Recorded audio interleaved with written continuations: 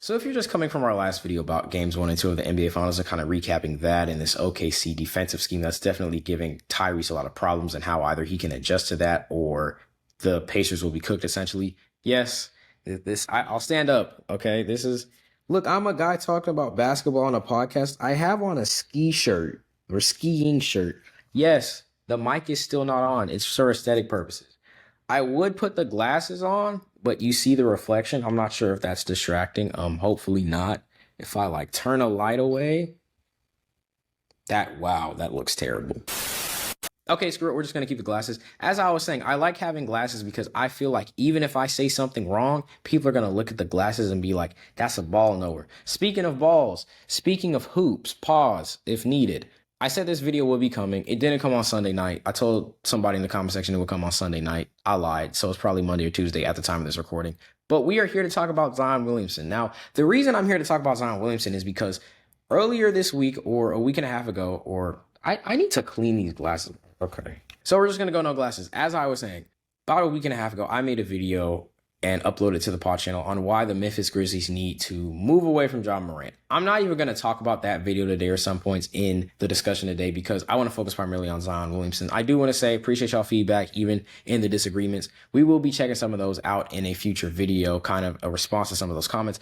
But I do need to keep the same energy for Zion Williamson, and I can fully admit that, and I have the same opinion. The New Orleans Pelicans need to leave Zion.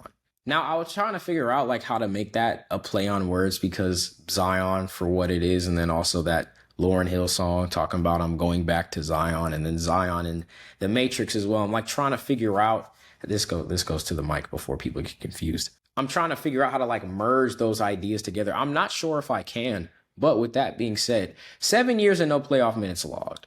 Zion Williamson is the reason we don't have a American star. So I got interrupted for like 2 minutes. But anyways, as I was saying, Zion Williamson is kind of the reason we don't have an American basketball star right now because we do have guys like Tatum. We have guys that are stars. I don't want to say we don't have an American basketball star, but Zion Williamson was supposed to be the face of the league. He was the LeBron. He was the guy. Zion made this much money from his Nike deal. LeBron made this much from his Nike deal. There was already this comparison and this pressure for Zion to be this LeBron x Shaquille O'Neal hybrid that would dominate the American basketball sphere and capture the attention of the world with his play style. He has not done any of that. Today, we're not even going to focus on Zion Williams' legal issues. I do want to say, if those things are true, obviously we want victims of those types of crimes to get justice and restitution. We hope Zion is not doing those things that are being said in those lawsuits and in those types of situations. But if they are true, we need to hold him accountable. And the league needs to hold him accountable as well. Until now, there has not really been a definitive yes or no in terms of whether or not those things are true, based on my knowledge of the situation and the pod's knowledge of the situation. So that's why it's not really a big comment on that situation. But that aside, the thing about Zion Williamson that's just really sad is the injuries. Essentially, that's what it is. Play-in tournament when the Pelicans were looking like they were going to beat Los Angeles Lakers. What happened?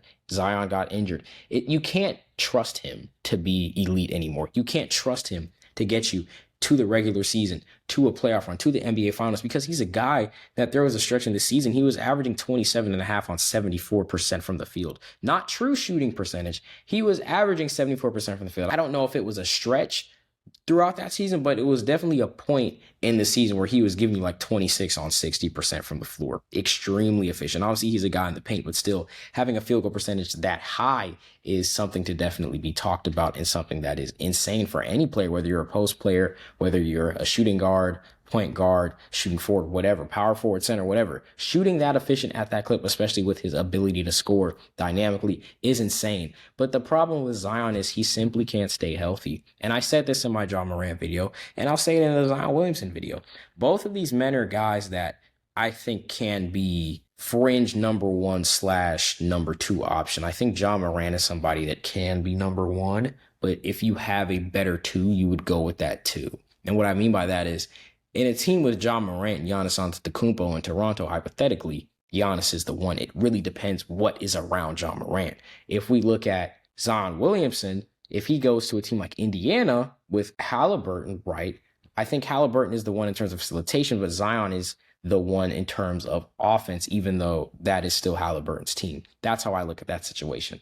Now, the thing about Zion Williams in New Orleans that makes it really bad is there's always been this thing about his weight, his size. The skill set has never been an issue.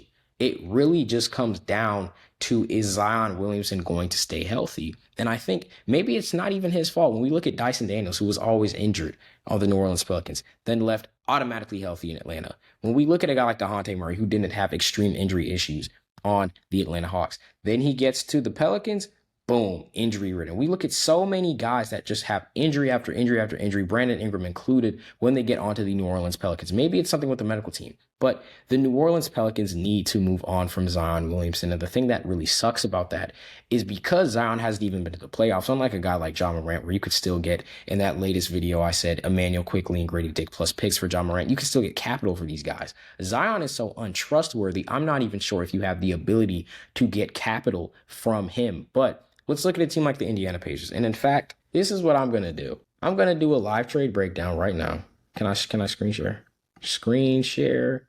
Yeah, whatever. New tab. Beautiful. What we're going to do, we're going to go to Fanspo. Yeah, we're going to go to Fanspo.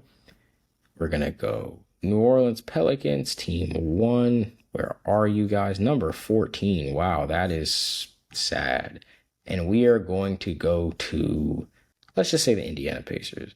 Zion is making $39 million a year. Tyrese making 45. Siakam making 45. Nembhard making 18. Obi Toppin, Nesmith, McConnell, Mathurin, Jarris Walker, Tony Bradley. And Pacers have a lot of tax space, by the way. Both teams do. You have Zion for $39 million. Now, if my math is correct, you want to keep Nembhard. You give away Toppin. I'm going to say you give away McConnell. So that's Zion's 39. This is 24 mil roughly. Zion's 39. So now you need to get another 15 mil. You might have to give up Nembhard. Because if I do Toppin, let me undo the McConnell trade. If I do Toppin and Nembhard, that's 32. And then we need like another 6 million. You just say Jarris Walker, and then, to be honest, this might be way too big of a trade for Zion. And then let's just say 2028 round 1 to the Pelicans, right? Try trade. Beautiful. So the New Orleans Pelicans get Andrew Nembhard, Obi Toppin, and Jarris Walker. The Indiana Pacers get Zion Williamson. That is not necessarily a bad trade. So now if we look at the roster of the Indiana Pacers, Tyrese Halliburton, TJ McConnell, Zion Williamson, Aaron Nesmith, Benedict Mathurin, Miles Turner, among other guys. And then when we look at the Pelicans, they get Obi Toppin, Andrew Nembhard, Jarris Walker. Okay. Now, that's just an example of one of the many teams that could trade for Zion Williamson. I'm always a guy that has said a team like an Indiana or Chicago with Zion Williamson, giving him a new city that's in a market that's small enough that he can elevate, but also in a big enough market that's already getting eyes on it, I think could be great. But they got to move on from it. It's not that he's a bad player. He just literally cannot be trusted to stay healthy. I said the same thing about Ja Morant. And if you're the Memphis Grizzlies, at least Ja Morant has given you a couple of playoff runs. He gave you that 2022 run. He gave you some life in 23 and 24. He gave you the 2021 run against the Utah Jazz as well after eliminating the Golden State Warriors in the play-in tournament. You got to move on from Zion Williamson. It's nothing that you can do at this point to surround him with talent to win when he cannot stay healthy. With that being said, though, guys, that is going to do it for us today. Again, as always, if you enjoy the content, make sure to like, comment, share, and subscribe, and we will see you all in the next one.